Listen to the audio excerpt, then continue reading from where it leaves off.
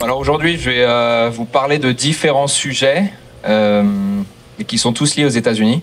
Vous le comprendrez avec mon histoire. Qui ici vit en France? Ok. Est-ce qu'il y a des gens qui sont expatriés dans un autre pays? Quel pays? Dans les Émirats. Est-ce qu'il y a des gens qui cherchent à s'expatrier? Et vous avez déjà des idées d'où? Émirats? Principalement. Ok. Bah justement, on va parler un petit peu de tout ça et je serais curieux de savoir pourquoi directement les Émirats, à part du fait que vous voyez tout le monde y aller. Est-ce que vous vous êtes vraiment posé la question de pourquoi partir dans quel pays et quelles sont les raisons? Du coup, moi je m'appelle Antoine Forest. Je suis entrepreneur depuis une dizaine d'années et j'ai commencé d'abord lorsque j'étais en école de commerce. J'étais avec deux copains et on s'est dit on va lancer un restaurant. Donc le truc le plus classique. On s'est vite rendu compte que c'était pas le meilleur business comme premier business. Il fallait beaucoup de fonds. Et en fait, on s'est rendu compte d'un problème qui était par rapport au lavage de mains. Donc vraiment rien à voir. Et on a décidé de créer une solution hydroalcoolique. Vous savez, les gels antibactériens. Et de les rendre un petit peu plus cool. Et on a lancé la marque qui s'appelle Merci Andy, qui est une marque qui existe toujours, qui aujourd'hui fait des cosmétiques et pas que du gel antibactérien. La boîte se développe bien, on lève 3 millions auprès d'investisseurs, mais moi je me rends compte que je suis pas passionné par tout ce qui est retailers, parce qu'on vendait ça chez Sephora, chez Monoprix, ou même le e-commerce de manière générale. Donc j'annonce à mes associés que en fait j'arrête le business, je leur vends mes parts et en fait je pars, je vais suivre un petit peu mon rêve qui est de partir aux États-Unis parce que j'étais amoureux de ce pays depuis que je suis tout petit. Et donc il y a 10 ans, je pars aux États-Unis, j'ai vraiment rien pour le coup, hein, c'est pas le cliché parce que pour être honnête, j'ai revendu très mal mes parts, comme c'était des amis, j'ai pas voulu vraiment gagner d'argent et donc je leur ai fait limite un cadeau. Et donc j'arrive aux États-Unis et je vais vous raconter dans les détails après, mais je lance une plateforme, une agence, parce que c'est vraiment un hybride, dans le marketing d'influence. Cette société s'appelle Stargazer et en fait notre but est de connecter les marques américaines avec des influenceurs américains sur les plateformes comme YouTube, Instagram et TikTok. Et donc notre but, on se dit ok, on va créer le Google AdWords de l'influenceur marketing.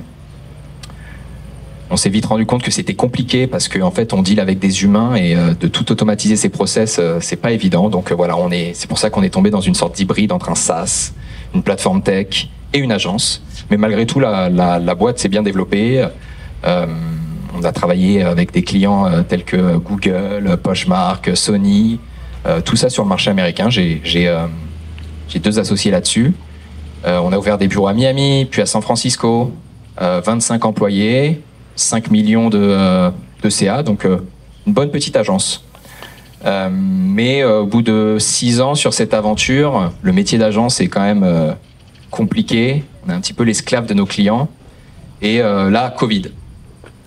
Et moi qui travaillais depuis toujours avec les créateurs, mais plutôt du côté marque, là je vois l'émergence de TikTok. Et donc je me dis, tiens, pourquoi pas tester, créer du contenu. Donc c'est là où je commence à créer du contenu en français, pour le coup, sur TikTok. Et le truc marche bien, ça pète. Je prends le pseudonyme de La Méthode Antoine et je crée du contenu.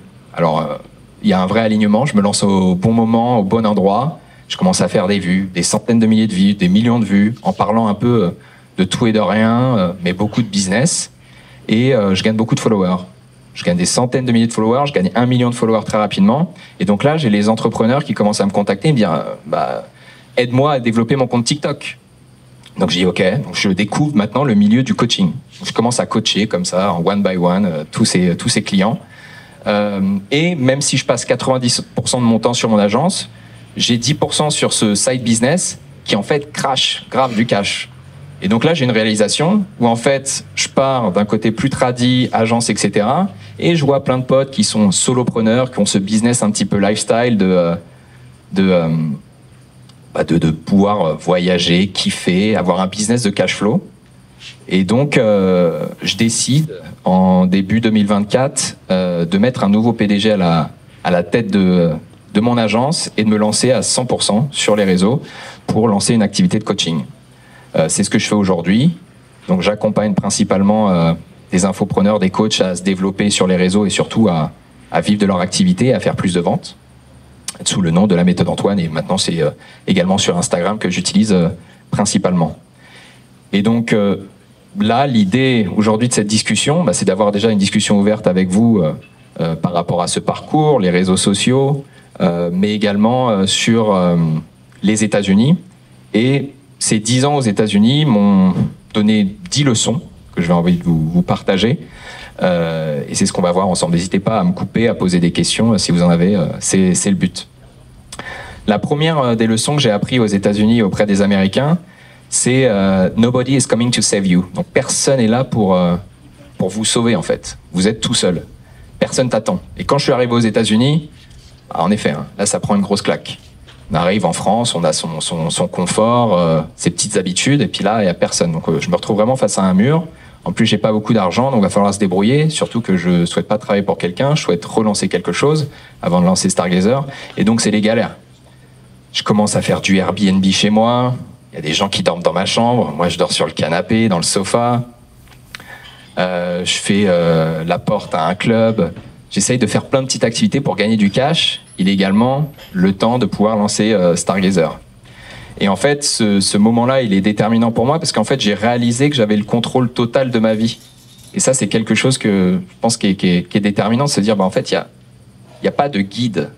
Chacun peut suivre sa route, chacun peut aller où vous voulez. En fait, vous êtes totalement libre de faire ce que vous voulez. En tout cas, mon impression, c'est que quand je restais en France, j'avais l'impression d'être régi un petit peu par une ligne directrice, un peu un schéma imposé que je devais le suivre absolument. Et vraiment, le fait de me dire, ok, non, il y a rien, tu peux te débrouiller, tu peux faire ce que tu veux, c'est difficile, ça a vraiment changé ma perspective. Et encore plus aux États-Unis où en fait, vous avez clairement pas d'aide, vous avez rien, donc faut se sortir les doigts. Ça, je pense que ça a été assez déterminant dans mon parcours. La deuxième leçon, c'est action precedes clarity. On est beaucoup, lorsqu'on lance son premier business ou son business de manière générale, à essayer de penser à la meilleure idée, à hésiter si on doit se lancer ou pas. Et en fait, ce que j'ai compris auprès des Américains, c'est que c'est l'action qui va vous donner l'information. Et donc, l'idée d'aller très rapidement se mettre en mouvement, aller vers l'avant et faire des choses, c'est ce qui m'a permis de comprendre ce que je vais faire et où aller. Je reprends l'exemple de Merci Andy, ma première boîte, on voulait lancer un restaurant. Au final, on fait du gel antibactérien, le truc qui n'a rien à voir. Après, aux États-Unis, avant de lancer Stargazer et cette plateforme de marketing d'influence, j'avais testé plusieurs choses. Je voulais faire une app du Airbnb des soirées à domicile.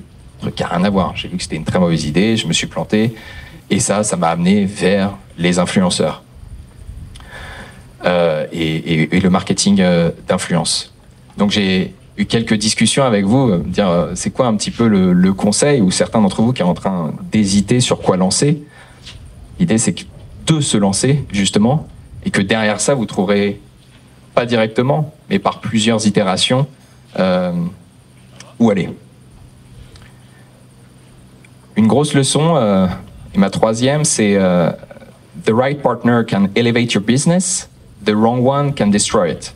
Donc vraiment, le bon partenaire peut vous aider à développer le business, à l'élever, mais par contre, le mauvais peut le détruire.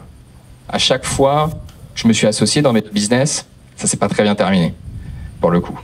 Dans ma première boîte, c'était 2 amis. Voilà, ça a été, mais j'ai compris plus tard que si je suis parti de ce business aussi, c'était à cause de l'un des 2 employés, des 2 partenaires, qui prenaient beaucoup de place et on avait du mal à s'entendre niveau business. Et je pense que plutôt que d'aller dans le conflit, j'ai préféré partir. Dans mon deuxième business aux États-Unis, très difficile de trouver des associés. Et donc j'ai rencontré des personnes dans mon parcours sans vraiment savoir s'il y avait un bon fit, et je me suis associé très rapidement. Des gens d'un âge différent, une personne avec moi qui avait, je sais pas, 45 ans déjà. Et donc, au début, on pense que tout va bien. Au début, on s'associe et évidemment, comme un mariage, ça se passe très bien. Mais à partir du moment où il y a des décisions importantes à prendre pour le business ou d'un point de vue général sur l'argent, eh ben, chacun va avoir des voies distinctes et une envie distincte parce qu'on n'est pas dans le même parcours de vie. Et donc j'ai pris un petit peu comme ça 2 personnes motivées et avec du recul, c'était pas les meilleurs choix. Donc cet enseignement, qui est là plutôt un échec, c'est de se dire choisir son associé, c'est important. On parle toujours de choisir la personne qui est la plus complémentaire. Ça peut être une chose, mais je pense que c'est une personne avec qui vous vous entendez bien et vous avez une vision assez claire dès le début. Les pactes d'associés, ça peut être des choses qui peuvent être mises en place, mais selon moi, la meilleure chose à faire avant de choisir un associé, ça va être d'essayer de partir un moment en vacances, pourquoi pas, d'être que 2 ou 3 personnes pendant 10-15 jours et de voir comment ça se passe, et d'avoir les premiers éléments où ça pète pour comprendre si c'est un bon fit entre vous. Donc ne sous-estimez pas le fait de s'associer. C'est assez important puisque je pense que la majorité en fait des boîtes qui se crachent, c'est avant tout des associés qui se déchirent. Et ça, je l'ai bien compris. Même si aujourd'hui, sur Stargazer, j'ai toujours mes parts, je suis toujours au board, et cet associé est toujours là, on se parle plus. Donc autant vous dire que c'est très très froid. Donc voilà, ça c'est une autre leçon. Une troisième leçon, ou quatrième, je sais plus où j'en suis. If you pay peanuts, you get monkeys. J'adore celle-ci. J'ai compris avec les Américains, donc si vous payez des cacahuètes, vous obtenez des singes. J'ai compris avec les Américains qu'investir, de payer le prix fort, d'aller vers la qualité, de ne pas avoir peur de ça, de dépenser, était la chose qui allait le plus vous rapporter par la suite. On peut prendre plusieurs exemples.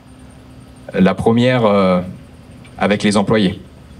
Vous cherchez à prendre quelqu'un, à prendre la personne la moins chère, vous dites c'est bien, je vais pouvoir faire des économies, au final vous n'obtenez pas les meilleurs. Et c'est vrai que cette expérience de Stargazer où on a fait de la tech, et ben on s'est dit on va prendre des juniors au début pour commencer. Donc qu'est-ce qu'on a fait? On a loué une baraque à Miami et j'ai été recruter des gens de chez Polytechnique et des meilleures écoles françaises, et je leur ai dit pendant 3 mois, parce que c'est le délai légal de tourisme aux États-Unis, vous venez, je vous paye l'hébergement, je vous paye la bouffe, et vous construisez ma plateforme.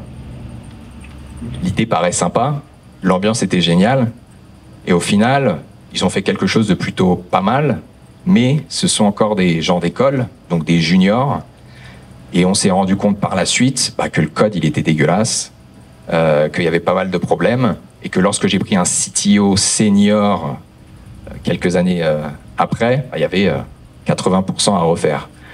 Donc l'idée c'est que peut-être à ce moment-là, j'avais pas également les moyens d'avoir un CTO, j'aurais pu très bien m'associer, et là je me suis dit ok, je vais aller à la solution, à la plus facile, la moins chère. Erreur. Je pense que même par rapport à vous, en tout cas moi, maintenant le fait d'investir, de prendre des bonnes personnes, de ne pas chercher à négocier le prix ou à chercher le moins cher, ça me permet d'amener des personnes de qualité, que ce soit en employé ou en prestataire, et c'est ce qui va vous permettre de faire la différence. Donc là, j'ai pris l'exemple de la tech parce qu'il me paraît fondamental, et je vous encouragerai à prendre vraiment le meilleur pour la tech, mais ça va dans tous les domaines. Une autre qui rejoint cette idée-là, c'est hire fast, fire faster, promote the fastest. Donc il faut recruter rapidement, virer rapidement et faire la promotion de quelqu'un le plus rapidement s'il est bon. Là, pareil, dans la société, j'ai sur Stargazer vraiment pris les gens non pas par rapport à leur cursus, mais par rapport à leur motivation. Et donc j'avais un gars qui faisait du golf, qui disait qu'il veut se lancer dans la vente. Je l'ai pris, il était très très bon. Je l'ai promu très rapidement.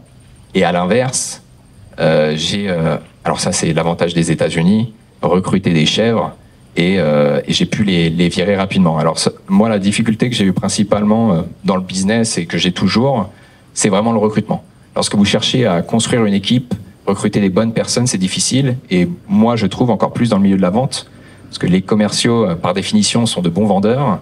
Et donc, vous pouvez les avoir en entretien et ils déchirent tout. Et puis, le classique commercial, c'est les 3 premiers mois, je commence à comprendre ton produit, ok, je mets les bases. Puis après, il passe 6 mois, ouais, là, ça va, j'ai compris, donc je suis en train de mettre mes process, il n'y a toujours pas de vente. Et puis, au bout de 9 mois, il n'y a toujours rien et on a perdu 9 mois et on vire le commercial.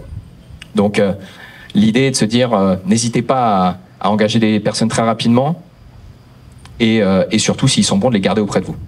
Parce que c'est ce qui va vous faire aller plus loin sur votre business. C'est pas votre force et votre travail, c'est le fait de pouvoir s'entourer vraiment des meilleurs dans chacun des domaines.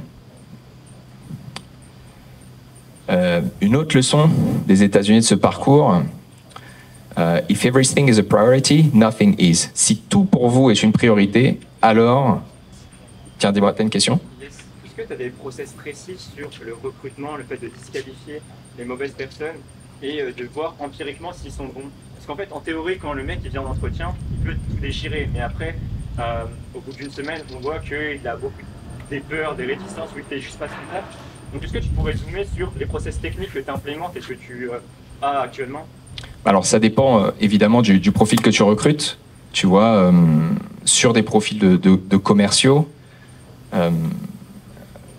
tout dépend du type de vente que tu fais, mais nous, c'était de l'enterprise software, donc tu vois, du B2B vraiment. Et la difficulté, c'est que quand quelqu'un doit déjà comprendre ton produit, il se passe du temps. Donc tu peux pas dire, ouais, dans 2 semaines, tu fais déjà de la merde, tu peux te virer. Donc il a forcément besoin un peu de temps. Et au niveau des process, c'est plutôt en amont qu'après. Évidemment, tu peux avoir un suivi avec lui, tu vois, par rapport à quelqu'un qui le chapeaute, pour avoir des daily meetings avec. Mais sur de la vente, tu vas regarder les résultats et là, forcément, tu vas avoir besoin du temps. Sur un processus technique, là, je laissais principalement mon CTO s'occuper de recruter. Et pareil, c'est beaucoup plus compliqué de savoir si le gars est bon, s'il fait le travail. Après, ça va être sa rapidité d'exécution. Et je pense que c'est là le point. C'est à quel point le mec va pouvoir être rapide dans ce qu'il fait. Et j'ai pas plus de process que ça après avoir recruté. C'était surtout en amont, où là on essayait de prendre le temps et de plus en plus de temps et de comprendre un peu les patterns des personnes qui n'étaient pas très bonnes derrière. Mais en toute honnêteté, j'ai pas trouvé la formule secrète. Parce que je te le dis encore, aujourd'hui, pour moi, c'est la chose la plus difficile, le recrutement. La manière où tu annonces, comment tu le vires? La manière où j'annonce? Comment tu le vires? Ah bah, il n'y a pas à chercher midi à 14h, quoi. Après, encore une fois, on parle des États-Unis où, tu vois, en France, si tu lui fous un CDI, là, c'est beaucoup plus compliqué, voire même très compliqué. Aux États-Unis, pour le coup, tu vois, c'est 15 jours. Donc en gros, c'est ok, c'est terminé. Tu lui dis 15 jours avant, 15 jours après, c'est fini, il est parti. Et pareil, l'employé de l'autre côté, il peut se barrer et il te laisse 15 jours dans la merde, tu vois. Mais comment l'annoncer? Bah, un premier warning, un deuxième si tu veux, et un troisième où c'est bye, tu vois. Il n'y a pas d'autre chose à faire à part directement lui parler, quoi. Mais évidemment, lui faire comprendre que là, il y a un problème et il va falloir changer des choses, sinon il va être viré, ouais. Donc je disais, une autre des leçons, c'est de se dire que si tout pour vous est une priorité, rien ne l'est. Une grosse difficulté que j'ai eue pendant cette aventure avec Stargazer, c'est le défocus. En fait, on a toujours pensé à vouloir développer d'autres produits, à aller sur d'autres éléments, et le syndrome de l'objet brillant, il existe vraiment. Et je pense encore plus pour ceux qui se lancent aujourd'hui, où un jour vous allez dire tiens, je vais faire du dropshipping, et puis vous essayez une semaine, ça marche pas, ah bah je vais faire ça comme business, puis ça c'est vraiment le killer. C'est le killer à ne pas faire. Selon moi, la seule façon de réussir un business, c'est d'être focus dessus pendant assez longtemps et de mettre des œillères et de rien faire à côté. Donc action, action, action, et vraiment méga focus. Éviter à chaque fois de faire des pivots trop rapides ou de changer totalement de business. Une autre leçon, c'est de se dire que he ain't over till the fat lady sings. C'est une expression qui veut dire que c'est pas fini tant que la grosse dame n'a pas chanté. Et ça, je l'ai appris à mes dépens avec ma société Stargazer, où en fait, on a eu une première offre d'achat qui était plutôt intéressante. On a avancé sur le process, la LOI était signée. On se dit c'est bon, il y a le package, moi je vais continuer de travailler pour eux pendant un moment, mais ils achètent la société, tout a l'air de bien aller. Maintenant on va négocier quelques clauses dans le contrat. Et au moment de signer, d'aller plus loin, je me rends, c'était une société anglaise à Londres pour aller négocier justement les derniers éléments de contrat. On avait préparé un plan avec mon associé pour que je sois très agressif avec eux, pour leur faire comprendre que si vous ne me donnez pas ça, on ne fait pas le deal. Je suis très stressé parce que c'est la première fois que je fais quelque chose comme ça. J'arrive au restaurant, j'attends vraiment le dessert, et là le dessert, je commence à leur rentrer dedans en disant voilà, cette clause, faut que ça soit changé. Et en face de moi, il y avait la PDG de cette agence, mais également le chairman qui était au board. Et là, ça se passe très mal, évidemment. Alors, pendant le repas, ils me disent qu'il n'y aura aucun souci, qu'on va régler ça et qu'ils vont revenir vers nous. Vous savez, c'est d'avocat à avocat lors de ce type de processus.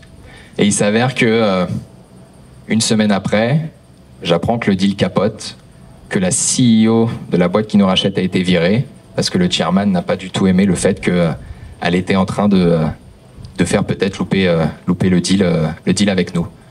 Au final, je pensais que j'avais plusieurs millions dans ma poche parce que je vendais ma boîte.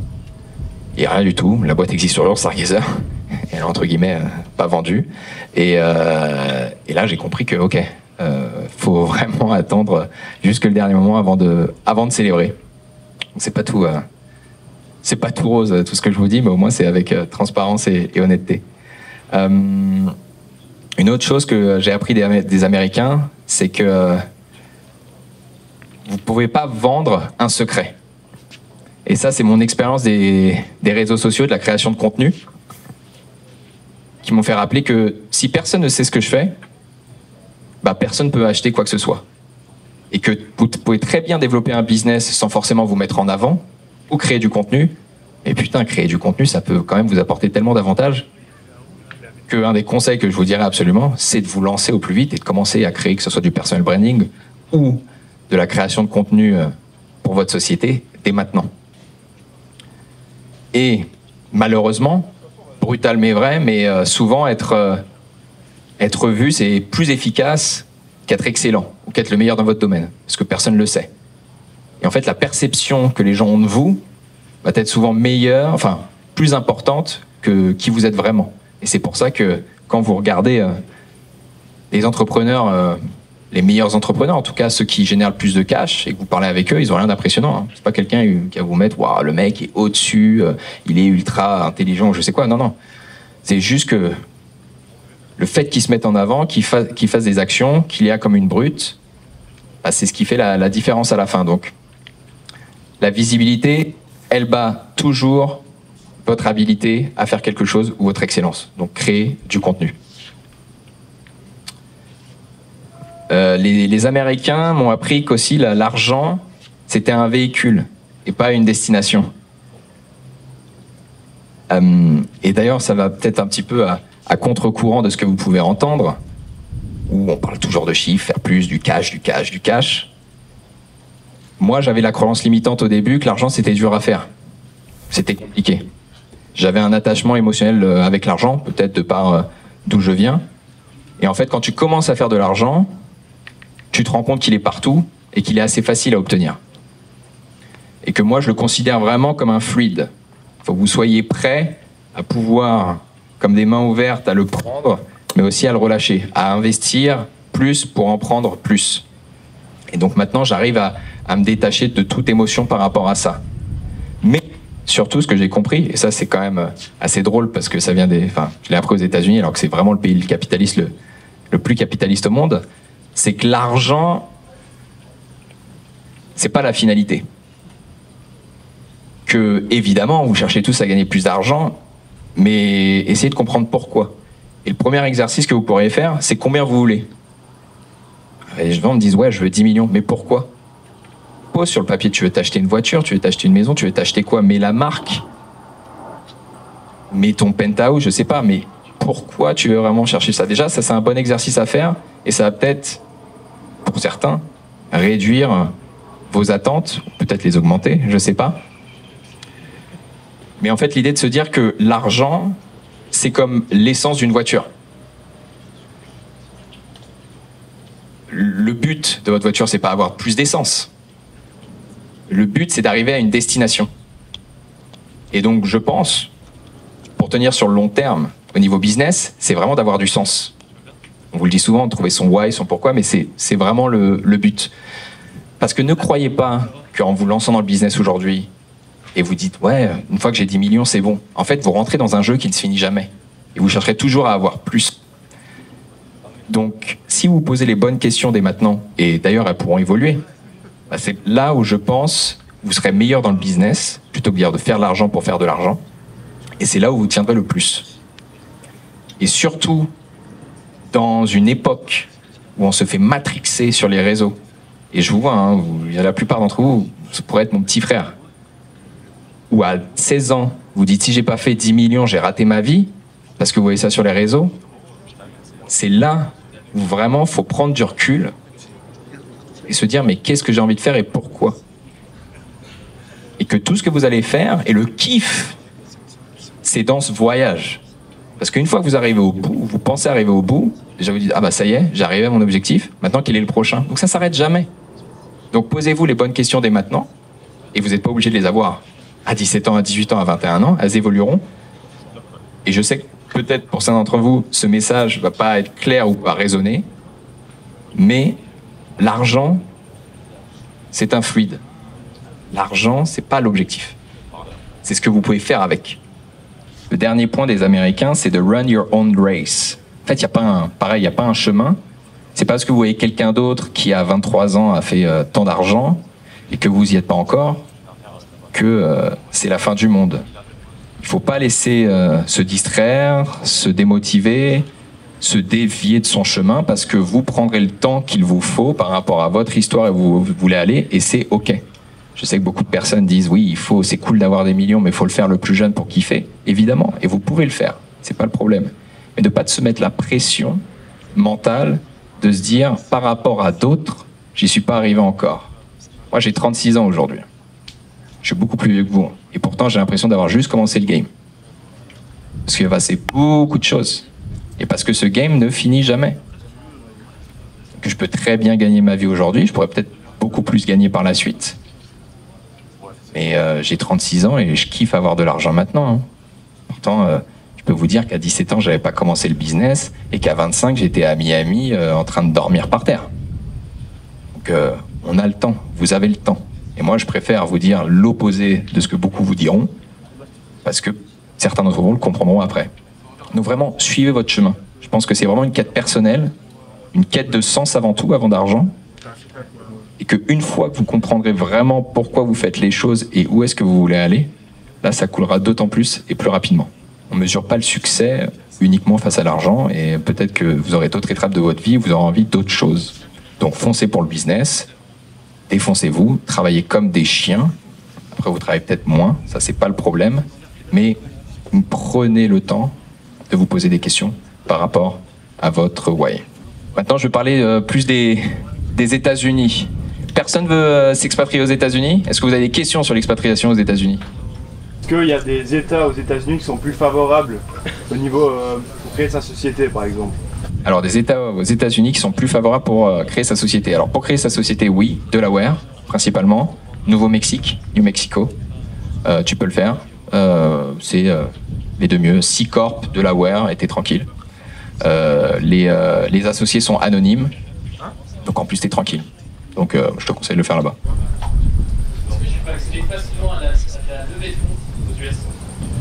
Avec une boîte américaine, beaucoup plus facilement, ouais. Après, il y a beaucoup plus de concurrence également, hein, évidemment.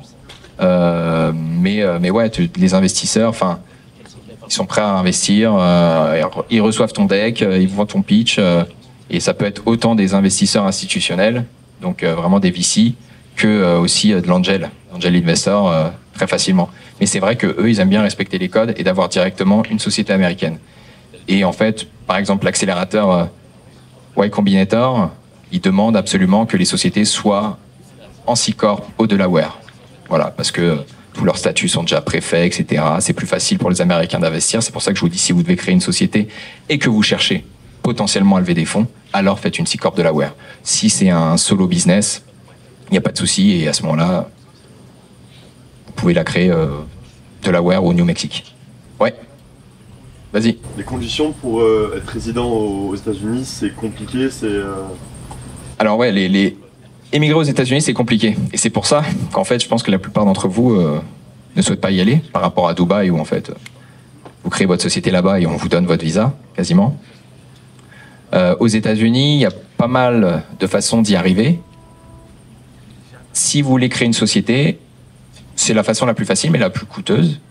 C'est le visa E2, E2 investisseur, où en fait, vous allez créer une société aux États-Unis et investir de l'argent que vous allez dépenser au sein de cette société. Et il faudra compter entre 80 000 et 100 000 dollars pour avoir votre visa sur votre société. Donc autant dire que c'est quand même différent par rapport à Dubaï et plus compliqué. Maintenant, il y a d'autres façons d'avoir des visas aux États-Unis. Vous pouvez très bien commencer avec des visas de stagiaire. C'est ce que j'ai fait, le J1. Et donc à ce moment-là, il faut trouver quand même un sponsor aux États-Unis, donc une boîte qui vous fait un stage. Et après, une fois que vous avez un stage de 18 mois, vous pouvez très bien vous barrer, créer une petite structure à côté, commencer à facturer avec ça, et derrière, potentiellement avoir votre 2. Parce que si vous avez déjà une société aux États-Unis qui commence à faire de l'argent, ils seront beaucoup moins regardants par rapport à l'argent à investir dedans. Et donc moi, c'est le chemin que j'ai suivi. Je suis arrivé en J1, j'avais un pote qui avait une boîte, qui m'a fait un visa. J'ai jamais travaillé pour lui. Par contre, pendant 18 mois, je savais que je pouvais rester sur le territoire. Et j'ai créé une petite société à côté, une LLC, pour pouvoir faire des trucs à droite à gauche, un peu de freelancing quand je me débrouillais, jusqu'à ce que derrière, j'ai créé Stargazer, et où là, nous, on a levé auprès d'un angel investor qui a mis les fonds, et c'est grâce à ces fonds que j'ai pu avoir mon visa E2. Aujourd'hui, j'ai réussi à appliquer à la Green Card, donc j'ai la Green Card, mais ça m'a pris un processus de 8 ans. Autre solution plus rapide, qu'on m'a proposée dès ma première année aux États-Unis, marie-toi avec une cubaine. Donc, on m'a présenté des femmes qui sont mariées elles-mêmes et qui disent, c'est 10K, une petite bague, et on se marie, et après, t'as la green card. Et en plus, parce que les Cubains avaient un régime spécial, Cubains-Américains, c'était 10 ans de green card. Je sais pas où le faire, je fais non, je vais faire la solution classique, c'est quand même chelou ce truc, etc. Bon bah, ça m'a pris 8 ans. Donc c'est quand même très très compliqué, c'est vrai de s'installer, mais il y a toujours des solutions. Moi, ce que je vous encourage, c'est d'y aller, déjà. Vous avez 3 mois, vous pouvez kiffer, vous pouvez rencontrer des gens, vous pouvez peut-être trouver des contacts qui vous permettre de vous sponsoriser et d'y être. Une fois que vous avez le premier visa, vous obtenez du coup votre Social Security Card et avec ça, vous êtes tranquille. Là, vous avez fait le plus dur. Et après, c'est de la débrouille. Donc oui, c'est un chemin qui est beaucoup moins tracé, c'est plus le parcours du combattant, mais ça vaut le coup. Si vous me demandez mon avis, je me suis remis en question dernièrement à dire est-ce que je veux rester aux États-Unis après 10 ans? J'ai testé d'autres destinations, je suis parti à Dubaï, j'adore Dubaï, mais les États-Unis restent les États-Unis, et en termes d'opportunités, sera toujours plus grand de ce que vous pouvez trouver à Dubaï. Après, si vous voulez retrouver le meilleur climat ou la chose la plus similaire à Dubaï, c'est Miami, où je vis. Mais après, les États-Unis, c'est énorme. Vous pouvez aller sur la côte ouest, vous pouvez aller partout. C'est un pays exceptionnel. Il y avait une question par là sur les... J'ai répondu à la question? Ok. Ouais. Pourquoi toi, t'as choisi Miami? Bah, en fait, je connaissais une personne aux États-Unis. Et ce mec avait une boîte, et je lui ai dit, s'il te plaît, je veux venir, fais-moi un visa, je le paye. Fais-moi juste un visa de stagiaire. Je travaille, si tu veux, pour toi 1 mois gratuit. Fais-le moi. Et il m'a dit, ok, deal. C'est pour ça que je suis parti à Miami. Il serait au Texas, genre je serais parti au Texas en fait. C'était un coup de chat qui soit à Miami. C'était vraiment ça l'idée. Est-ce qu'il y en a qui créent du contenu ici? Vous créez du contenu pour vendre quelque chose derrière? Créez du contenu pour vivre de la création de contenu? Un peu des deux? Ok. Sur quelle plateforme? Instagram, YouTube. Ok. Est-ce qu'il y a des questions sur la création de contenu? Aucune? Est-ce que je peux... Non? Personal branding? À fond? Bon, très bien. Ouais. Ouais, c'est peut-être... c'est quoi ta stratégie, toi, en ce moment? Ma stratégie pour? Bah, de créer du contenu. Bah, je crée principalement sur Instagram. Ouais, pour vendre dessus, ouais. Ah, pour vendre sur Instagram?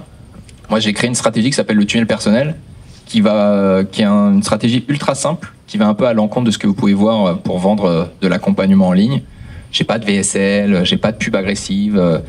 Vous tombez pas sur une vidéo et 5 minutes après on vous demande de prendre un appel avec un inconnu. Non, non, c'est pas ça. Moi, ça se passe sur Instagram. Je vais faire des pubs qui vont me donner plus de followers. Et mon contenu organique va venir alimenter, donner confiance à ces personnes. Et en fait, on va être sur un processus plus long-termiste, où en fait, je me dis qu'une personne qui tombe sur mon compte Instagram, après, je vais pouvoir le retargeter avec des pubs. Et c'est ma stratégie de la toile d'araignée. En gros, il va voir mes messages jusqu'au moment où il paye. Et donc, le processus de vente, il est beaucoup moins agressif. Il est beaucoup plus dans la confiance et il n'est pas forcément plus long. Parce qu'en fait, ce qu'il faut comprendre, qu'aujourd'hui, le nerf de la guerre, c'est pas le haut du tunnel. Tous les gens essaient de s'arracher à dire faut que j'ai plus de visibilité, faut que je fasse plus de vues, etc. La guerre, elle se fait sur le milieu du tunnel, la confiance. Les gens, ils sont de plus en plus méfiants aujourd'hui parce que entre les scammers ou les gens qui font de la merde, ils disent j'ai pas envie de racheter un accompagnement à 3000 balles pour rien. Du coup, bah moi, leur but, c'est de donner le maximum de confiance. Et donc, ils passent du temps de contenu avec moi. Et donc, c'est pour ça que je fais un mix de contenu Instagram et de contenu YouTube. Vous pouvez aller voir sur toutes les plateformes, la méthode Antoine, vous pouvez voir ma chaîne YouTube, je fais 100, 200 vues. Hein. Mais le nombre de personnes qui ont dit Antoine, j'ai vu 4 de tes vidéos YouTube, let's go, on y va, c'est incroyable. Donc, vraiment, ma stratégie, elle est là, elle est beaucoup plus naturelle, elle passe aussi par une phase de qualification, par de la discussion, par du setting, qui n'est pas automatisé, il n'y a pas de l'IA. Je reviens à l'essence même du business et à la connexion, où certes, certains me diront « Ouais, mais ça scale pas, ça scale pas ». Gros, avant de chercher à scaler, fais déjà des bons chiffres, et vous, plus une personne, une assistante ou une setteuse, vous allez très très haut, très très loin. Donc les gens cherchent à complexifier, les gens cherchent à scaler dès le jour 1, alors que c'est pas ça le game. Et si vous êtes là sur le long terme, parce que moi j'ai une vision à 20 ans en fait, ça fait 5 ans que je crée du contenu, j'ai commencé sur TikTok en 2020, en 2045 je serai là les gars. Donc moi je sais que ma crédibilité d'aujourd'hui et le fait que je serve chaque client de façon exceptionnelle me permettront d'être là dans 20 ans. Et d'ailleurs c'est un des éléments, c'est penser long terme.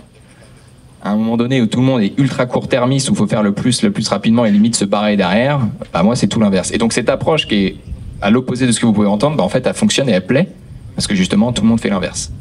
Donc ma stratégie repose sur la confiance. C'est le mot-clé vraiment à retenir. Donc crée du contenu, YouTube, tu fais 10 vues, tranquillement, tu montes en organique, mais ton acquisition, au lieu de te casser la tête à dire je vais faire plus de hooks, je vais essayer de faire des vidéos, des concepts, boost. Fais juste un boost sur tes vidéos YouTube, sur tes vidéos Insta. Gagne des followers en les payant finalement. Tu t'en fous, c'est automatique. Et derrière, tu les alimentes. Et là, il y a du boulot. Est-ce que tu ne considères pas que c'est trop volatile des abonnés Instagram, notamment une liste, un CRM, une liste email, etc. Alors, évidemment, un abonné Instagram va pas être aussi puissant que même quelqu'un qui va regarder une vidéo YouTube ou tu vois, ça, on est d'accord, aucun email. Mais l'idée de se dire pourquoi j'adore Instagram, parce que c'est la seule plateforme où tu as un tout en un.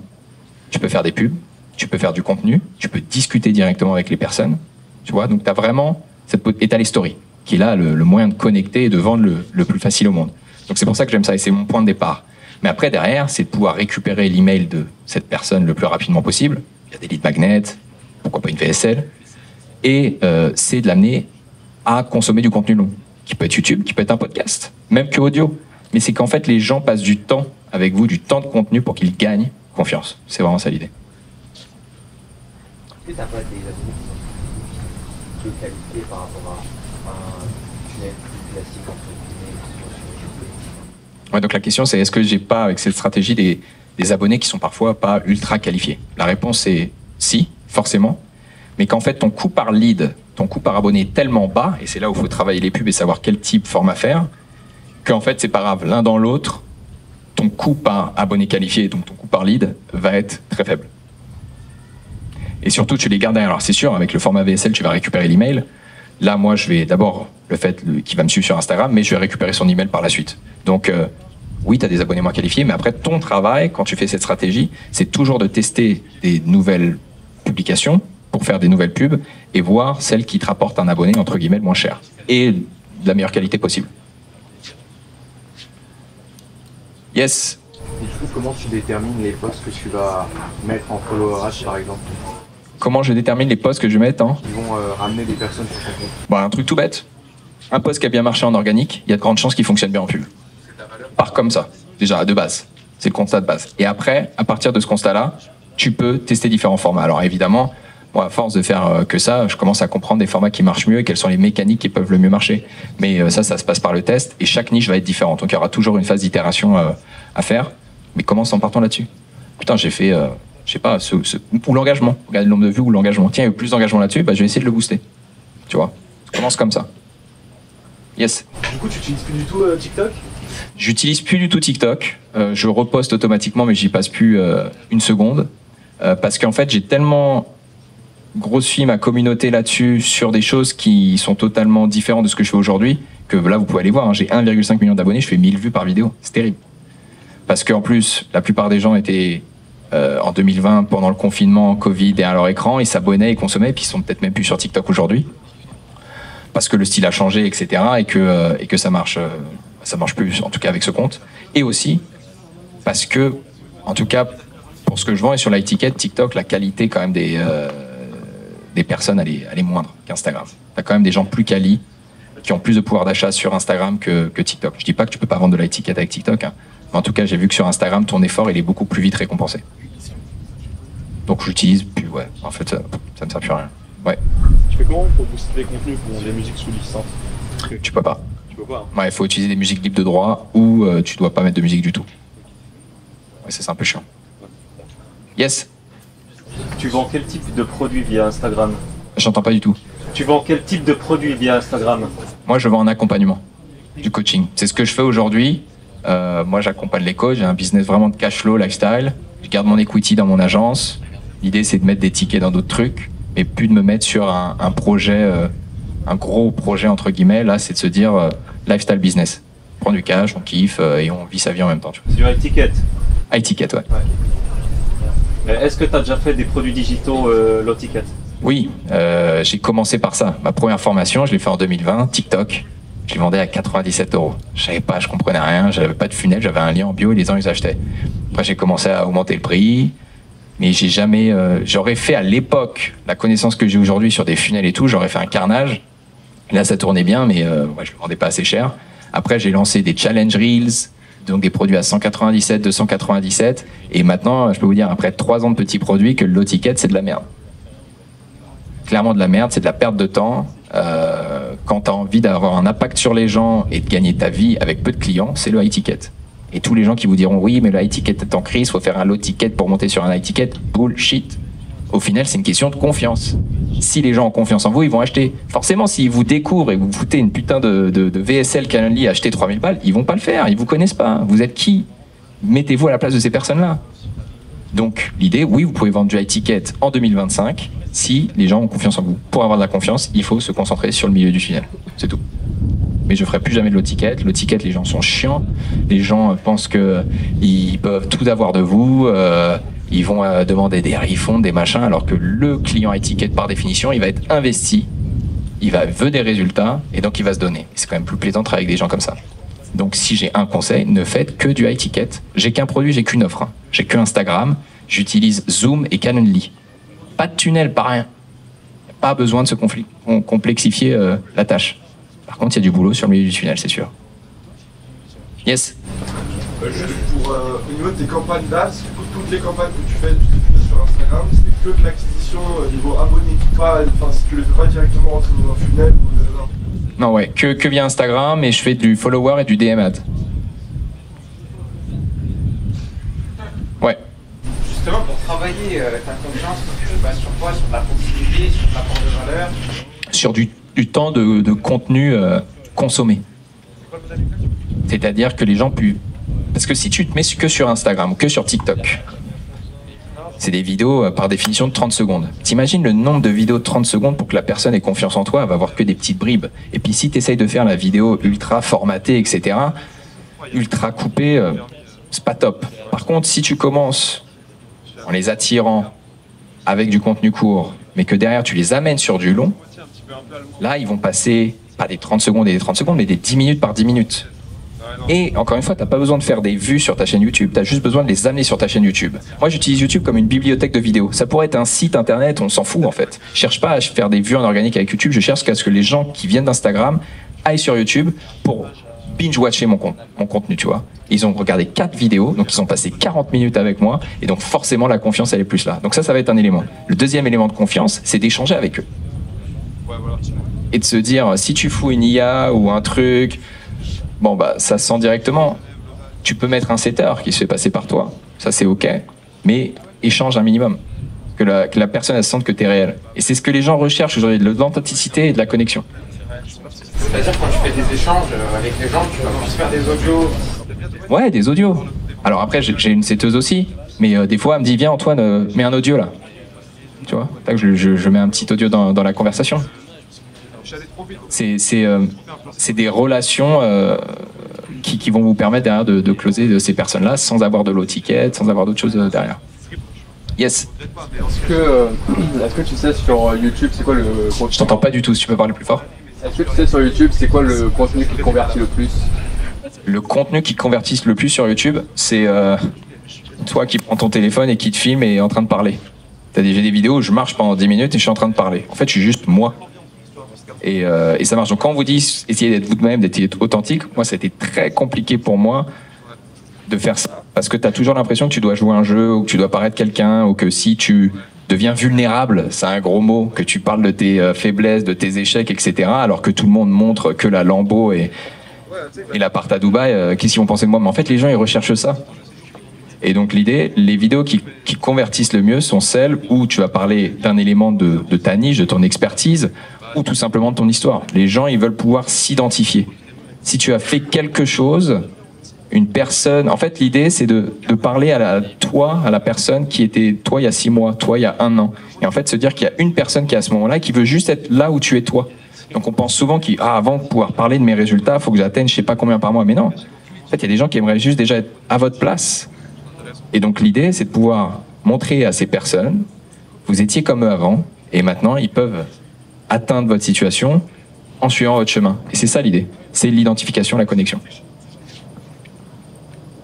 Yes. Du coup, la stratégie YouTube, c'est uniquement de la valeur, ou il y a aussi du top of funnel pour ajouter des personnes, ou ça vient uniquement du... Ça peut être des contenus de valeur, comme certains disent beaucoup, ou plus techniques, et d'autres, comme là aujourd'hui... J'ai 2 personnes qui me filment toute la journée pour juste faire un contenu. On va voir mes interactions, et on va me sentir, on va m'écouter parler. Il y a des gens qui vont adorer, des gens qui vont détester. Par exemple, Alexis Mouli, hier, vous l'avez vu, il y en a plein qui kiffent son énergie. Il y en a d'autres qui vont pas aimer. Et c'est OK. Il y a d'autres qui vont préférer mon approche, d'autres moins, mais soyez vous. Et en fait, les gens... Là, je parle vraiment du métier d'accompagnement coaching, hein, évidemment, pas forcément pour tout. Bah, quand on choisit un coach, quand on choisit quelqu'un, un mentor... Bah on veut avant tout connecter avec cette personne et sentir qu'on la connaît, quoi, qu'elle est authentique. D'où l'importance de juste partager ce que vous faites, votre quotidien, et ça n'a pas besoin d'être un truc incroyable. Ouais. Est-ce que YouTube Ads, ça a été un canal intéressant pour toi? Alors j'en ai fait très peu, pour être honnête. Ce que j'ai fait, c'est l'équivalent sur YouTube Ads des boosts sur Instagram, tu vois, tu peux faire ça. Ça m'a rapporté beaucoup d'abonnés, mais le problème, c'est que les abonnés sur YouTube, t'en fais quoi derrière? Tu peux pas parler avec eux, tu sais pas s'ils regardent tes prochaines vidéos, donc par rapport à ça, mon itération s'est arrêtée là. Par contre, des vidéos ads pré-roll sur YouTube, ça, il y a beaucoup d'infopreneurs qui le font et qui cartonnent et ça marche très bien. Mais en fait, vous n'avez pas besoin d'être partout, c'est une première plateforme, de l'itérer, de se focaliser. Et là, vous pouvez aller déjà très très loin. Et après, avant de diversifier vos canaux d'acquisition, vous avez le temps. Hein. Vraiment, on a le temps. Ouais. Tu conseilles de déléguer quand le setting et jusqu'à combien tu peux faire avec Le setting, tu le délègues quand tu fais 20K par mois. Allez, tu peux le faire avant, j'exagère. Moi, j'ai poussé le truc à bout. Tu peux le faire avant. En fait, tu n'as besoin que d'un recrutement. Pour moi, pour aller aux 50K par mois sur de l'accompagnement coaching, c'est un setter. Toi et un setter, très peu d'ads, marge à 90-95%, royal. Il n'y a pas besoin de plus. Hein. Donc les gars qui vous disent ouais, faut faire des trucs, tu dépenses, tu craches en ads, ça marche aussi. Hein. Des webinaires, ça marche aussi. Hein. Tout marche. Mais dans cette stratégie qui est un petit peu plus manuelle, hein, faut le dire, avec une personne. Moi, c'est ce que je cherchais. En fait, j'ai essayé de créer la solution qui me plaisait à moi par rapport à mon lifestyle. Je suis sorti d'une boîte, j'avais 25 employés, j'en pouvais plus de gérer des gens, ça me cassait les bonbons. Je dis ok, je veux un truc où je vais être tout seul. Bah, tout seul, tu peux aller loin. Après un setter, tu peux aller jusqu'à 50. Après, tu peux commencer à recruter peut-être des closers ou autre. C'est un peu ça l'idée. Donc, je sais pas, atteins tes 10K par mois et après commence un setter et puis là tu peux aller très loin. Ouais. Tu payes combien tes setters? Ma setteuse, je la paye 7% de commission sur chaque vente, plus 500 € de fixe par mois. Comment t'intègres de l'IA dans ton business de coaching? Pas assez, malheureusement. Il faut que je le fasse un petit peu plus. Surtout sur la création de contenu. J'ai un outil qui est incroyable qui s'appelle Poppy. P-O-2-P-Y. Allez-y, c'est monstrueux. Ça permet de mettre du contenu. Bon, faudrait que je vous fasse une démo pour expliquer, mais allez voir Poppy. J'utilise Poppy principalement. Après, j'utilise l'IA assez simplement, mais pas de façon ultra complexe. Tu vois. Par exemple, le setting IA, c'est pas quelque chose qui... Non, je l'ai testé. Pour moi, c'est pas au point encore. En fait, ça dépend quelle est ta cible. Si tu t'adresses à, entre guillemets, monsieur et madame tout le monde, pas se rendre compte que c'est une IA. Moi, comme je m'adresse à des gens qui vendent déjà de l'accompagnement, qui sont coachs, donc qui sont déjà quand même plus au même de ce qu'il fait sur les réseaux et de l'IA, tu le sens au bout d'un moment. Donc, c'est pas parfait. Ça va venir, hein, mais pour moi, c'est pas encore aussi efficace. Ouais. Moi, ce qui me fait peur un peu avec le coaching, c'est la charge de travail. Est-ce que tu dois répondre tous les jours à la personne, apporter vraiment, comment tu dis, voilà, l'accompagnement maintenant il s'arrête, s'il y a un délai, ou est-ce que c'est, voilà, c'est une question que je me pose. Ouais, c'est une bonne question. En fait, les gens ne veulent pas rentrer dans le coaching parce qu'ils se disent c'est le business le moins scalable du monde où je vais passer le plus de temps derrière Zoom. Et c'est totalement faux. L'idée, c'est qu'au début, si tu veux apporter les meilleurs résultats à tes clients, évidemment, j'encourage à commencer par du coaching one-to-one. Okay, avec tes 5 premiers clients. Tu obtiens des résultats. Tu as des beaux témoignages. Derrière, tu peux commencer à réduire le one-one et à commencer à intégrer du groupe et à faire ce que j'appelle une méthode hybride, où là, tu vas avoir des modules de formation, mais en plus de ça, du coaching un peu one-one de groupe. Après, tu fais plus de coaching one-one, où tu le réduis juste à un onboarding et tu fais que du groupe. Et en fait, tu peux scaler comme ça, mais c'est une évolution. Et en fait, les gens, quand ils commencent dans le business, ils cherchent déjà à scaler. C'est une erreur. Selon moi, c'est prouve que tu es bon dans ton domaine, obtiens les premiers résultats, fais du one-one, et quand tu as eu des résultats avec du one-one, vois si tu peux toujours apporter des résultats en faisant moins de one-one. Tu vois, donc c'est une évolution. Et donc c'est là où, au final, où tu peux te détacher plus du business. Alors jamais totalement, ça c'est clair, sauf si tu mets d'autres coachs à ta place, et ça c'est encore une autre discussion. Mais tu peux arriver à avoir quasiment peu ou pas d'heures de coaching one-one et avoir un business qui tourne. Et à quel moment tu lâches le mec? Parce qu'il y en a plein qui... Ah oui, c'est ton autre question. Ton accompagnement doit avoir un temps précis. C'est important. Ça peut être 3 mois, 4 mois. Moi, j'ai vu que la formule idéale, c'était 4 mois. À peu près dans tous les domaines, 4 mois, c'est le bon moment pour pouvoir apporter des résultats à la personne. Pas que ça soit trop long, parce que si tu dis 6 mois, les gens, souvent, on se dit « Ah, c'est trop long. Limite, pourquoi j'aurais pas des résultats avant ?» Donc, en fait, le 4 mois est plutôt mal. 3 mois ou 4 mois. Mais qu'au bout de 4 mois, c'est fini. Et tu fixes comment ton prix? Alors, le prix, il évolue. C'est-à-dire que tu vas sûrement commencer trop bas, comme tout le monde le fait, et c'est OK. Et puis après, tu vas l'augmenter. Donc, d'un point de vue, ton domaine, ta niche, parce qu'il faut se fier au marché également. Tu vois, si tu es un coach sportif, tu vas pas faire, c'est pas 3000 balles par mois, tu vois, évidemment. Mais si tu es dans le business, tu vas pouvoir aller des stades plus hauts. Donc, regardez ce que fait le marché, et puis après, le faire évoluer jusqu'à un point où tu vois que tu arrives à signer sans trop de difficultés, tu as un taux de closing qui est plutôt OK, tu vois, c'est vraiment ça que tu vas regarder. Yes. À l'heure actuelle, dans mon business de coaching, je fais des one-one sur 3 mois. Mais du coup, il y a un moment où je vais vite être limité en termes de personnes que je vais pouvoir accompagner. Donc, je voulais soit prendre des coachs à côté pour m'aider, ou alors faire des coachings groupés. Sauf que maintenant, pour avoir les meilleurs résultats clients, moi, ce que j'ai, c'est vraiment le coaching one-one sur 3 mois où on fait des appels illimités, tout ça. Du coup, j'ai des bons retours clients, mais j'ai pas envie de passer sur trop mettre d'autres coachs ou trop externaliser et vraiment trop déléguer. Donc est-ce que tu aurais des conseils un petit peu sur comment faire? Parce que j'ai augmenté mes prix, mais maintenant je sais pas trop comment faire par la suite, parce que déléguer à d'autres coachs ça me tente pas trop. Donc si faire des coachings groupés ça peut être bien, je sais pas trop. C'est un peu la difficulté, c'est quand tu passes du one-one où tu as des super résultats et que tu veux continuer à avoir les meilleurs résultats en faisant moins de one-one, quels sont les éléments dont tes clients ont besoin qui peuvent leur permettre d'avoir toujours des résultats. Je ne sais pas si tu te rends compte dans ton domaine que le fait d'être très présent quand ils sont pas bien, tu vois, un peu plus un accompagnement mental, mindset, à ce moment-là, peut-être WhatsApp, tu leur envoies des petits vocaux, des petits trucs, ça peut être un élément. Est-ce que le groupe est suffisant? Est-ce que tu fais des petits groupes plutôt que tout le monde en même temps? Tu vois, c'est des choses qui peuvent aider. Et ça, faut que tu vois par rapport à ce que tu fais, où sont les éléments que tu penses peuvent être bloquants. Et tu as besoin du retour client, de feedback un maximum pour te dire, OK, je fais moins de one-one, mais qu'est-ce que je peux mettre en plus?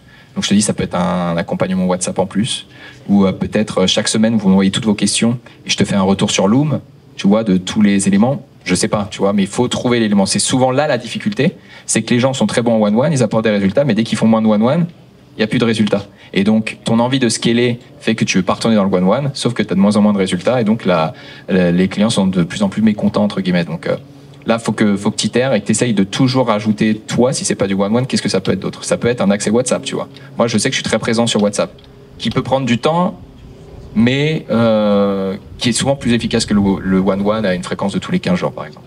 Ça, je le mets, WhatsApp, c'est où je le mets à l'intérieur, et je réponds par vocaux à chaque fois, rapidement, parce que je suis dans la niche du trading.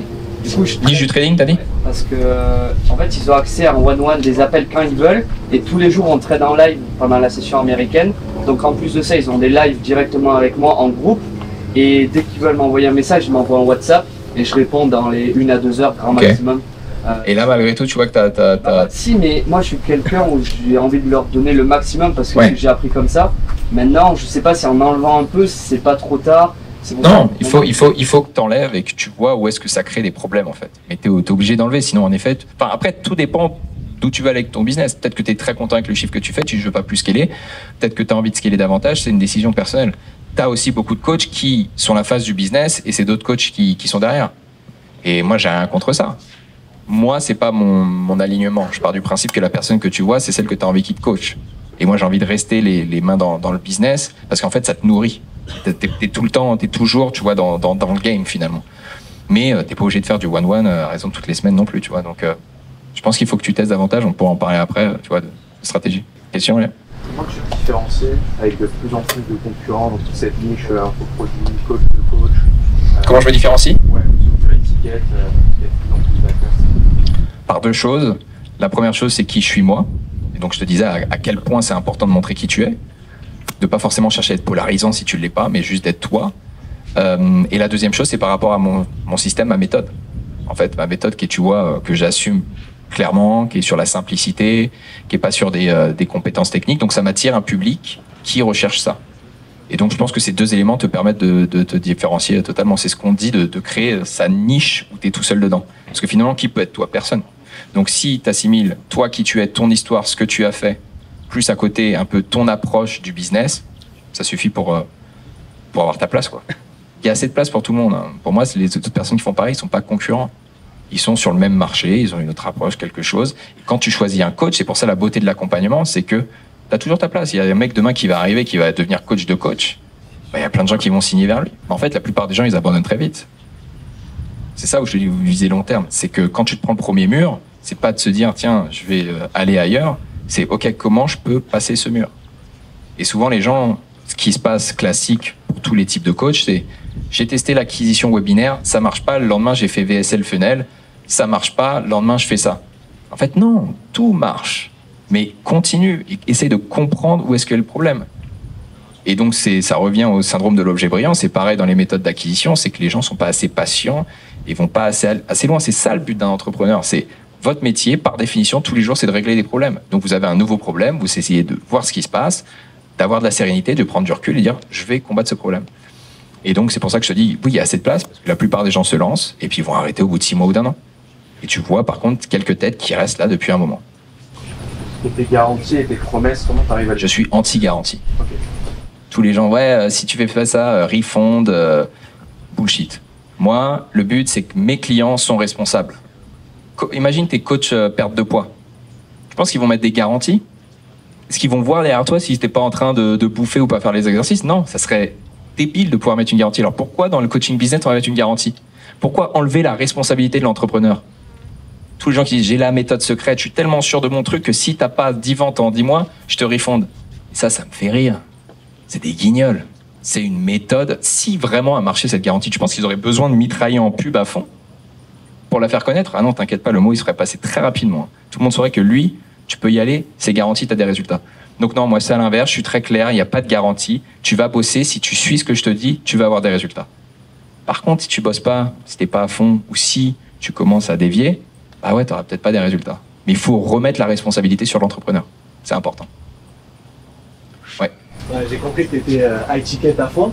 Pourquoi pas mettre un low ticket et un high ticket pour récupérer quand même de l'argent aux gens qui passent et ceux qui ne vont pas jusqu'à l'accompagnement et dépenser certaines sommes. Pourquoi pas mettre les deux tout simplement parce qu'il y a souvent ce débat. Low ticket, high ticket, ça marche. J'ai aucun souci avec ça. Sauf que ça peut être souvent un défocus sur le fait de te concentrer à fond sur le high ticket. Parce que du coup, tu dois gérer 2 produits. Pour toi-même ou pour les clients? Pour les clients. Enfin, pour toi. Tu as 2 produits du coup. Tu vends un low ticket, donc tu fasses la promo du low ticket et après la promo du high ticket. Donc, tout seul, ça devient vite compliqué. Ou alors, tu dois commencer à recruter. Donc moi, j'ai aucun problème avec ça. Je sais que ça fonctionne, cette stratégie. Mais encore une fois, moi, je me mets dans ma posture où je veux un business où je suis tout seul ou avec une personne qui crache du cash flow et je fais une marge à 95-90%. Bah, j'ai trouvé mon modèle. Et juste vu que tu es bon en contenu, pourquoi tu n'as pas choisi plutôt avec les millions de vues et tout? Est-ce que ça aurait pas été peut-être pas plus rentable, mais plus intéressant? J'ai commencé par ça, par le ticket. Hein. Ça fonctionnait bien? Si, ça tournait, mais en fait, avec le ticket, tu peux faire plus.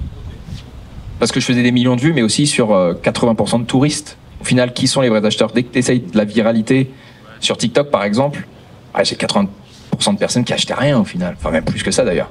Alors que ticket, là, je fais peu de vues. Par contre, j'ai jamais autant vendu. Donc ça, je l'ai compris avec... moi, je me suis lancé sur les réseaux, sur TikTok. Je fais des millions de vues. J'étais devenu obsédé par ça. Je voulais faire plus de vues, plus de followers. La course à ça, mais à quoi bon? Pourquoi? Et ça, je l'ai compris plus tard qu'en fait, la viralité, faire des vues, ça ne sert à rien. Sauf si tu veux être créateur de contenu. Mais pour un business, cherche à trouver vraiment ton persona, à leur parler, à ce qui s'identifie à ton histoire, à leurs problèmes, à leurs désirs. Et là, c'est plus niche, tu fais moins de vues, mais par contre, ça convertit. Ouais. Tu penses quoi des downsells? Par exemple, quand ton closer il n'a pas closé ou que toi tu n'as pas closé, de justement vendre un produit low ticket, ou alors tu préfères te dire qu'ils reviendront plus tard quand ils sont prêts? Je suis plus dans la deuxième option. Donc sa question c'est qu'est-ce que je pense du downsell si quelqu'un convertit pas directement sur mon offre high ticket, lui dire ah mais tiens pour toi j'ai peut-être un petit produit. Alors déjà j'aime pas ça parce que ça montre que en fait tu cherches juste à finir l'appel pour lui vendre un truc et qu'en fait parce qu'il a pas le budget ou parce qu'il a je sais pas c'est peut-être t'as pas réussi à répondre aux objections et donc du coup bah tiens tu peux pas payer 3000, tiens voici mon produit à 97. Je trouve que ça d'un point de vue perception c'est qui un peu ce mec, c'est bizarre. Et autre chose, moi je me dis qu'attends, si vraiment je peux pas le closer pendant l'appel, beaucoup de personnes reviennent plus tard. Plus tard, c'est pas forcément un R2, hein. Plus tard, ça peut être dans 1 mois, 2 mois, 3 mois, parce qu'encore une fois, j'ai une vision très long terme. Ce qu'on faisait en fait, c'est qu'on donnait des templates applicables, comme ça en fait, il évoluait plus vite. Donc c'est un truc qui aurait pu être vendu, mais on donnait gratuitement. Ouais, ok. Pourquoi pas hein. Là, tu vois, tu peux le faire, hein, en soi. C'est parce que moi, je suis toujours dans le logique, j'ai qu'un produit. Donc en fait. Justement, c'était là, du coup, c'était la même logique. C'était qu'un produit. Mais tu vendais quand même quelque chose à la fin? Non, on vendait pas. On donnait ah, tu le donnais? On donnait gratuitement un truc qui aurait pu être vendu. Ah, ok. Bon, là, c'est chercher à ramener plus de valeur et de confiance derrière cette personne. Mais ça, pourquoi pas, ouais. C'est ça, comme ça, c'est actionnable. J'avais une question sur la standardisation au niveau de la production de ton contenu. Sur la phase d'idéation, comment tu fais pour rush et segmenter, par exemple, 30 reels sur plusieurs mois? Et ensuite, sur la partie production, comment tu t'organises avec tes équipes, etc. Alors, sur la partie production, j'ai Virgile qui est là, qui s'occupe juste au premier rang, qui s'occupe de tout ce qui va être montage avec ses équipes. Donc moi, je fais juste les rushs, après je lui balance. Et après, au niveau de l'idéation, j'utilise Poppy. C'est de l'IA à 100%, où j'ai un document qui, voici mon avatar cible, donne-moi des idées, donne-moi, etc. Et en plus de ça, je vais aller voir quelques formats qui marchent en ce moment. Et Poppy, en fait, ce qui est magnifique, c'est que par rapport à ton avatar et par rapport à l'exemple, il va te dire voici le script, voici exactement comment toucher ta cible avec ce format. Et après, j'ai pas besoin de batcher beaucoup de contenu parce que j'en produis peu, puisque de toute façon, mes followers viennent de la pub. Donc en fait, maintenant, je pourrais ne pas poster, ça changerait rien en fait. Les leads rentrent chaque jour. Et donc, avant, où j'étais en full organique, et où si je postais pas, il n'y a rien qui rentre, et je vais pas faire de vente, t'as une pression mentale qui est terrible, parce que de le tenir pendant 1 an, ça va, mais pendant 5 ans, enfin, tu pètes un plomb. Là, aujourd'hui, je me dis, je poste 2 ou 3 fois par semaine, ça suffit amplement. Donc, j'ai pas cette pression. Par contre, j'essaye de le batcher, en effet. Je prends un moment où je vais dire, tiens, voici mes 10 prochaines idées de contenu. Un moment où je fais l'idéation, un moment où je fais le script, avec Poppy, principalement, et un moment où je tourne. Voilà. Oui. T'as commencé par investir à peu près combien de temps? Ouais, très peu. T'as commencé par investir à peu près combien en ads Et est-ce que tu l'as fait par toi-même ou tu as délégué ça directement? Tout par moi-même. Je voulais apprendre et je veux toujours faire la chose avant de le déléguer. Tu commences au plus bas que tu peux, 5 € par jour, 150 balles par mois. Tu n'as pas besoin d'avoir de budget avec cette stratégie. Et ça va déjà te permettre d'avoir des leads et de la vente. Et c'est ce que je dis à mes clients. Pas besoin, parce qu'ils me disent « Ah, j'ai peur, j'ai pas de budget ». Pas besoin de budget. On va commencer à faire ça. Tu vas voir, tu vas faire ta première vente. Et puis après, c'est du retour sur investissement. Et donc, dans cette stratégie, ouais, j'ai des retours sur investissement à peu près de 20 avec mes clients. 10 à 20. Ouais. C'est que du coup de TVR. Principalement, ouais. Et d'IMAT. Oui. Est-ce que tu as eu des formations Game Changer qui permet d'atteindre ce niveau-là en coaching? Tu as tout fait par toi aussi? Non, alors ça c'est une erreur que j'ai faite, c'est que pendant longtemps, peut-être cet ego d'entrepreneur, je dis bah moi je veux faire par moi-même et j'ai pas envie d'apprendre d'autres. J'ai pas eu ce mindset d'investir, je l'ai fait trop tard malheureusement, ce qui était une erreur. Et donc je vais beaucoup à des masterminds aux États-Unis. Vraiment sur tous les types. Ça peut être un gars qui fait du media buying, je regarde un peu de vidéos YouTube. J'ai pas une personne de prédilection, mais je suivais régulièrement. Maintenant, pour le coup, j'investis beaucoup. Ou des fois, tu apprends rien ou quasiment, tu connais tout, mais tu as le 5% qui peut faire la différence. Et moi, ce que j'aime bien, c'est vraiment les masterminds comme aujourd'hui, parce que c'est là où tu vas vraiment, plus qu'une formation, plus qu'un accompagnement de groupe ou un coaching, c'est là où se fait des vrais déclics. Si tu devais reprendre des formations, là, tu reprenais à zéro ton coaching. Je vais prendre des formations pour aller le plus rapidement possible sur ton objectif de revenu. Tu prendrais quel type de formation dans quel domaine? Je prendrais exactement quelqu'un qui a fait ce que j'ai envie de faire. Ça peut toucher un peu à tout, de la création de contenu. Ça dépend. Si tu veux lancer un business de coaching, je trouverai un gars qui est coach business, qui l'a déjà fait, et voilà, je prendrai ça, tu vois. Je prendrai un accompagnement direct, si possible. Ouais, clairement, ça te fait gagner du temps en fait. Ouais. T'as dit que t'avais pas de promesses et pas de garantie. Je t'entends pas du tout. T'as dit que t'avais pas de promesses et pas de garantie. Comment tu fais pour avoir une offre qui est perçue par tes clients comme irrésistible, enfin par tes prospects, sans garantie et sans promesse? Tu joues plus sur l'image, sur le close. Il y a une promesse. Hein. C'est que moi j'aide mes clients, mes coachs à vivre de leur activité et souvent c'est d'atteindre leurs 5-10 cas par mois. C'est le premier objectif, tu vois. Après j'ai d'autres clients plus en privé en one-one pour scaler, mais mon offre, on va dire plus grand public, c'est ça. Donc ça c'est la promesse. Et après, t'as pas besoin d'une garantie pour faire une offre irrésistible à la Alex Hormozi qui nous a mitraillé le cerveau. Tout le monde a suivi ça. T'as pas besoin de ça. Donc il n'y a pas de garantie. Oui. Et tu penses pas que ça réduit ton taux de closing, surtout au début? S'il y a un mec qui lance au début, tu penses pas que ça réduit le taux de closing de ne pas avoir de garantie?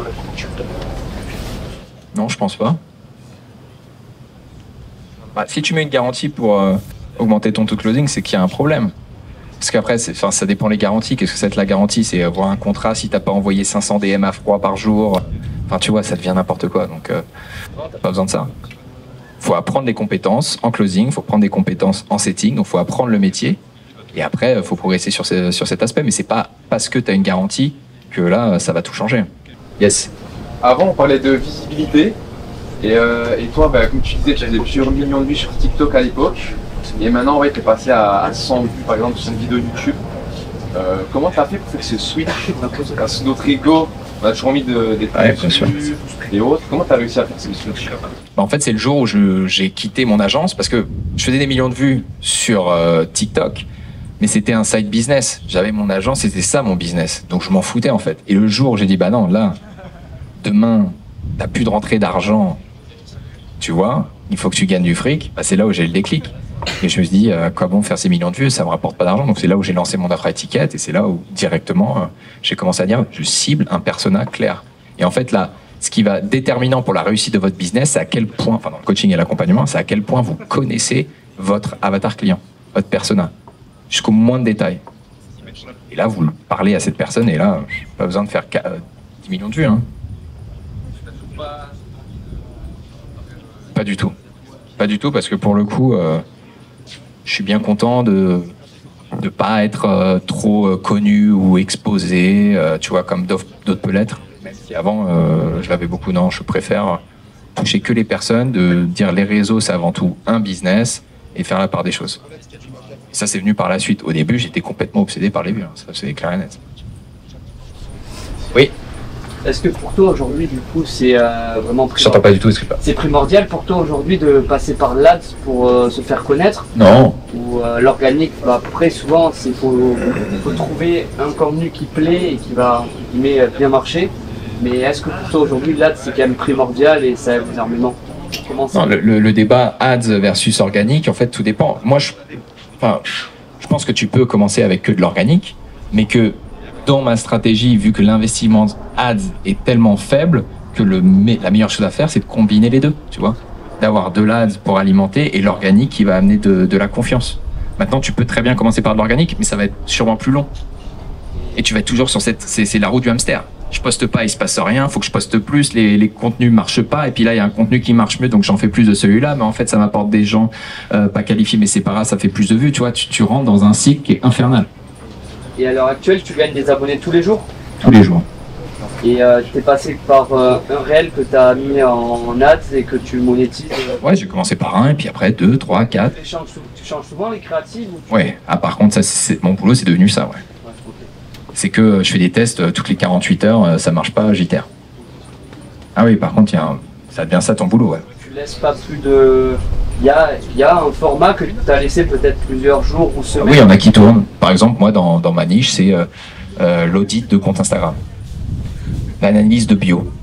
Tu pourras aller voir sur mon compte, la méthode Antoine. Là, tu vas voir, ça tourne, j'en fais encore et encore, et ça marche bien en conversion pour mon type de client. Yes. T'as testé la nouvelle fonctionnalité, les réels d'essai? J'ai pas accès. Ça rend fou. Mais ouais, ça cartonne. Réel essai, faites-le. Et si vous avez une vidéo qui marche, repostez-la tous les jours en mode essai. Et vous allez toucher toujours de nouvelles personnes, une sorte de hack infini pour avoir de nouveaux followers. Tu reposes des fois des enseignes. Ouais, très régulièrement. Ça ne fait pas Instagram ou quoi? Parce que moi j'avais fait ça une fois sur TikTok. Ah oui, les mythes. Reposter c'est un problème, ou si tu commences à dépenser en ads, Instagram va comprendre que tu dépenses et donc va niquer ton reach organique, ça n'existe pas, c'est pas vrai. Dans ma niche, c'est toujours, faut regarder deux choses, le coût par abonné, mais aussi la qualité. Et la qualité, c'est pas une question de coût, là c'est vraiment à essayer de voir et de parler avec ces gens. Moi aujourd'hui, je pense que j'ai un coût par abonné qui va être en moyenne à 1,50 €, qui est très cher. J'ai mes clients dans certaines niches qui ont des coûts par abonné à 15 centimes. Carnage. Vous voyez, 15 centimes le lead, c'est...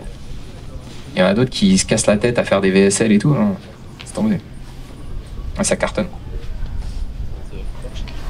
Oui. Comment tu arrives à traquer les abonnements sur Instagram à la mano. C'est impossible. C'est ma seteuse. Ah, c'est à chaque fois. Tous les jours. Tu sais, il y en a après, ils cliquent d'abord sur le compte, c'est là qu'ils s'abonnent d'autres. Non, Instagram, dans tes notifications, il te dit c'est abonné depuis l'ad. Ouais. Donc en fait, tu comptes chaque jour combien sont venus de l'ad. C'est ultra manuel, hein, ça c'est chiant. Mais tu peux pas, par exemple, accrocher le nombre de personnes qui se sont abonnées à une publicité. En fait, tu peux voir le coût par... Alors ça dépend, parce que... Alors tu peux voir le coût par abonné, et en fait, lorsque tu cliques sur la notification c'est abonné depuis l'ad, normalement ça te redirige vers l'ad en question. Mais ça le fait pas pour tout le monde, donc je ne saurais pas dire pourquoi. Ouais. Mais de toute façon, là tu seras pas aussi précis, et tu n'auras pas autant de data que si tu faisais un format VSL, enfin ce type de publicité. Là, ça va être beaucoup plus, encore une fois, à la mano. Mais je le fais parce que c'est plus simple, parce que cette stratégie me convient, et ça plaît à mes clients, tu vois. C'est vraiment la méthode, tu regardes... Coût par abonné et qualité des abonnés. Comment tu jauges la qualité? Alors, parlons avec lui. Ça fait à chaque fois... Mais il y a du boulot, et ouais, bien sûr. Je te dis, c'est plus manuel, il y a du boulot. Mais si tu parles avec des gens et tu vois que c'est quelqu'un qui est qualifié ou qui pourrait être un client potentiel, là c'est qualifié. Comment c'est quoi ton process pour regarder quelque chose qui se tient? Parce que si à chaque fois, cette chose elle doit update et qu'il y a un nouvel abonné sur tel truc, elle parle avec lui, elle voit qu'en fait il n'est pas trop qualifié. Il y a des choses où quand vous êtes en train d'update sur un fichier. Ouais, alors après on tient un CRM où on met des notes, etc. Mais au début, t'as pas besoin de tout ça en fait. Ça va être un peu au jugement que tu vas avoir. Une fois que tu commences à faire plus de chiffres, tu commences à processiser davantage cet aspect, tu vois. Au début, tu te prends pas la tête. Tu regardes ton coût par abonné, tu regardes la qualité, tu commences à closer des clients, et après, tu vois, tu évolues. Après, tu prends quelqu'un qui va s'occuper de tout ça. T'as besoin que d'une personne, encore une fois. C'est eux qui va s'occuper de ce travail-là. Yes. Alors, je sais pas si on peut continuer. Ouais. À quel moment on fait ça, tu commences à Direct. Non. Ah, à vendre. Ça dépend de chaque conversation. Alors j'ai un script précis que j'ai mis au point, mais chaque conversation va être différente. Avec des personnes, on dit qu'il y a souvent 3% des gens qui sont prêts à acheter directement. Donc ils vont s'abonner, dans la même journée ils vont prendre l'appel et tu vas les closer. Ça c'est 3% à peu près des gens. D'autres ça va être un petit peu plus long et donc en suivant le script, tu vas comprendre quand c'est le moment de déclencher. Non, script de setting. Mais il se personnalise avec chaque conversation, tu vois. C'est pas une science exacte, malheureusement. Tu avais entre 2 et 5 quarts d'investissement chaque mois. Ce serait quoi ta stratégie au niveau des nombres de publicités à envoyer et quel niveau de confiance? Est-ce que tu vas lancer par exemple 80% follower ads, 20% du max? C'est quoi la strat pour répartir ces 5 000? T'as quelle étape de ton business? Tu te lances? Non, c'est en fait c'est comme d'autres. Donc ils sont déjà lancés. S'ils sont déjà lancés, qu'ils ont déjà vendu, je ferai 50% de follower ads, 25% de DM et 25% de retargeting. Ok, donc retargeting vraiment, les personnes qui ont déjà vu. En fait, retargeting, c'est tu crées une audience sur Facebook où tu dis toutes les personnes qui ont interagi avec mon compte Instagram pendant les 365 derniers jours vont voir ça. Et après, tu testes d'autres pubs qui là peuvent être beaucoup plus par rapport au fait d'acheter ton programme parce que c'est des gens qui te connaissent déjà et donc la confiance est déjà là davantage. Et au niveau du nombre de créatifs que tu vas lancer par mois, tu as une idée un peu? Ça dépend. Parce que si tu as un gagnant qui marche bien, tu le laisses tourner en fait. Donc j'ai pas de réponse précise par rapport à ça. Tant que tu n'as pas trouvé ta pub gagnante, parce que si tu commences, tu as des coûts par abonné à 11 balles, n'importe quoi, bah forcément tu l'arrêtes au plus vite, quoi. Ça peut arriver, hein. Ça, par exemple, Non. Je me dis pas que je vais tester. S'il y a des trucs qui tournent, ça va. Et le jour où ça tourne plus, bah on change, quoi. Il y a déjà assez de boulot comme ça. Si en plus on doit anticiper et faire plus de boulot, c'est chiant.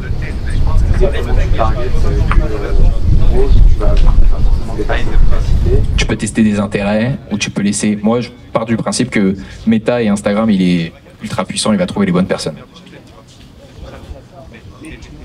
Bon, les amis, on peut continuer cette conversation en privé avec certains si vous avez des questions, en tout cas. Par rapport aux États-Unis, au réseau ou autre, mais mon point final, et si je peux finir avec ça, c'est barrez-vous, pas pour toujours, forcément, mais allez voir ce qui se passe ailleurs, et principalement aux États-Unis, vous allez ressortir grandi. Voilà, merci à tous.